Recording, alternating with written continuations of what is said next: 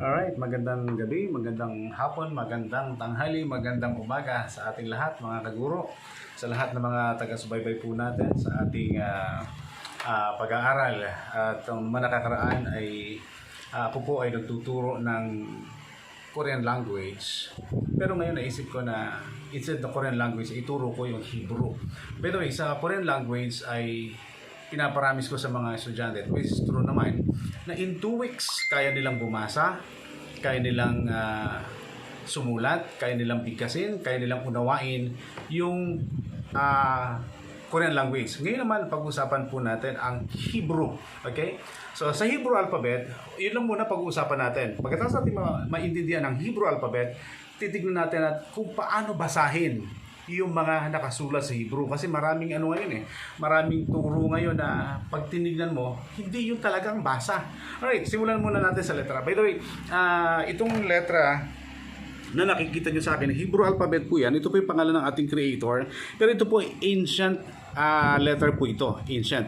So gamitin muna natin ang modern kasi madalas nakikita ngayon Pero sa susunod papakita ko rin po itong ancient na to. So dito muna tayo magsimula sa modern, tapos balikan natin yung original talaga ng pagkakasulat ng mga letra.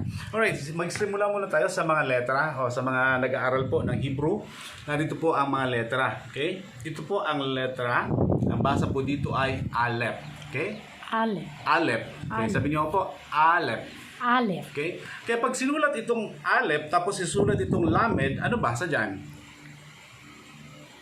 Al. Al, hindi siya L. Okay? Bakit meron tayo narinig na sinusulat nila L? Alright? So, saka muna na yan. Basta importante makuha natin letter. Okay? So, nakikita nyo po ang letra natin. Mamaya pababasa ko po sa inyo to.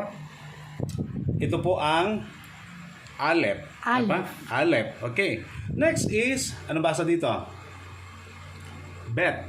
Bet. Okay? Ito po, pagka may tuldok sa gitna, pag nilagyan natin tuldok, magiging bet. Bet. Pero pag walang tuldok, ang tawag yan, vet. Vet. Okay? Nagiging sound V. Okay? So, Aleph, bet, or vet. Kaya may iba, pag tinignan mo, Aleph, vet, bet, Aleph, vet, vet. Ganon siya. Okay, ito muna, yung nilagay natin is bet. Yung V. Okay, next. Ano basa dito? Gimel. Gimel. Okay, sound G. G. Yan. Gimel. Gimel. Okay? So, yung Aleph. Aleph, Bet. Gimel. Gimel. Very good. Next is Dalet. Dalet. As in D. Dalet. Dalet. Dalet. Okay. So, madaling ano yan. Okay, ulitin natin dito. Aleph. Aleph, Bet. Bet, Gimel. Dalet. Dalet, and Hey. Hey. As in H. Hey. Hey. Hey. Yan. Yan. Hey, ganun siya. Hindi siya yung, kaya binupronounce ng iba to, ibang pronounce nila na, lalo na ibang mga nagtuturo ng pananampalataya na sumikat ngayon, mali ang pagkakabigkas nila dito. Okay? So, ang bigkas natin dito ay hey. Next is, ano to? Ito ay wow. Wow. Okay. Kailang binibigkis ito ng isa, vav. Vav. Vav. Pero ito ay binabanggit natin ng wow. Kasi pag ginamit natin vav, pag binanggit ang pangalan ng creator, magiging ang tunog nun. Dapat is wow. Okay? Wow. So wow ang talagang pagbasa niya. Kaya lang sa modern, ginagawa nilang v ang pag-pronounce niya. Then kasi meron tatlong pag-pronounce itong wow. Okay? Pag ito nilagyan ng tuldok sa ibabaw, naging o ang sound niya. Oh. Okay? Kaya yung o siya. Kung ang tuldok naman niya ay nandito sa bandang kaliwa, ang nagiging sound niya u. Or nagiging sound siya na W. Kaya ang tamang pagbigkas ng creator natin is Yahoo. Nandun siya naroon yung salitang may W siya. Okay? Kaya Yahweh. Okay? So dahil dun sa tamang pagsulat dito. Okay, dito tayo sa letra na to. Ano ulit ito? Wow. Wow. Ito is Zayin. Zayin. Okay. Ulit Zayin. umpis tayo. Okay, umpisa ulit tayo sa umpisa. Aleph. Okay, very good. Bet. Bet. Gimel. Okay. Dalet. Hey. Hey. Wow. Wow. Za. Zayin. Zayin. Yan. Z, ang sound niya na Z. Letter Z. Sa English alphabet, ito na yung ito na yung dulo no. Pero sa Hebrew alphabet, hindi yan ang dulo. Okay? Yan ay nasa pang ilang letter pa lang yan. 1, 2, 3, 4, 5, 6, 7. Bakit nga pala dito? Sa kanan. Kasi ang pagsulat sa Hebrew, kanan sila. Ha? Dito tayo nagsusulat pagbasa. Hindi tayo katulad ng sa kasalukuyan, dito natin binabasa. Influensya kasi ng Grego yon. Okay? Greek teaching is mula sa kaliwa papunta sa kanan. Ang Hebrew is mula sa kanan papunta sa kaliwa. Okay? Parang Korean din. Sa Korean din, pag ganun din sa Korean. Kaya lang sa Korean, diretso tapos may pababa siya. Okay? So ito naman ay makikita niyo na kung paano natin isusulat yung mula kanan papunta sa kaliwa. Okay, nasa na tayong letra? Tapos na tayo sa Zayin. Zayin.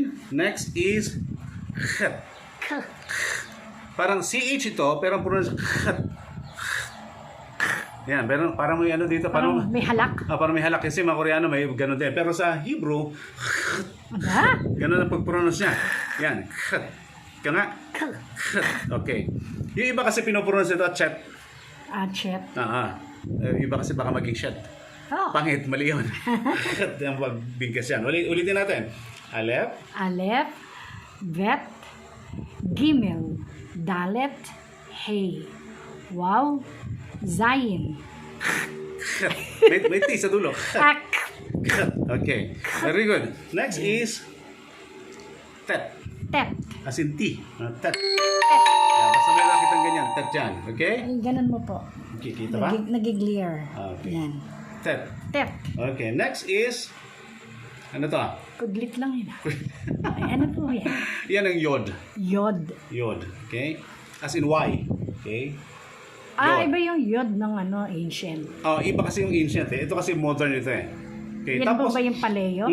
Mamaya, pag may time pa tayo, papakita natin kung paano isulat ang tamang paleo sa modern. Kaya lang sa ngayon ay alphabet lang muna. And nagkakaroon ito ng iba pang pagbasa na base doon sa matinatawag na nikud. So ngayon wala muna tayong nikud na nilalagay. Yung mga tuldok-tuldok. As in kung ano muna yung nandiyan mga letra. So ano ulit ito? Yod. Yod. Okay, balikan ulit natin sa umpisa. Aleph, Bet, Gimel, Dalet, Hey, Wow, Zayin, Sige, Zayin. Ket, Kat, ano nga? Tet. Tet, and Yod. Yod. Okay. Next is cup. Cup. Cup. Cup Okay. as in tasa? As in yung K ang K siya, kaya lang nagkakaroon siya ng H na tunog. Cup. Okay. Cup. Cup. Yan. Pero meron siya tinatawag na final cup. Yung final cup, ganitong pagkakasulat. Ang final cup ay ganito siya. Parang 7. Okay. Final cup ang tawag dyan. Okay? Ito ang final cup. Ito cup. Cup. Ito tinatawag na final cup. Okay? Cup. Cup. Kaya minsan